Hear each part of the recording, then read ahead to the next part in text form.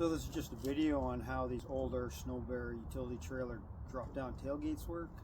This one's a 2005. Took me a little bit to figure it out. I thought it just dropped down, but here we'll show you how it does.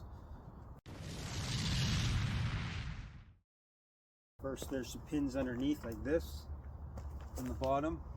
They come out, just unhook them typically like these round pins do. Tailgate pulls out, pulls out.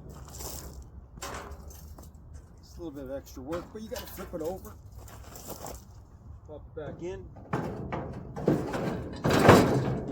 Then you got to take your pins, take your round pins, reach underneath, unhook them, hook them back up rather, and we're good to go. Putting it back together is just simply the opposite. Pull it out, flip it over,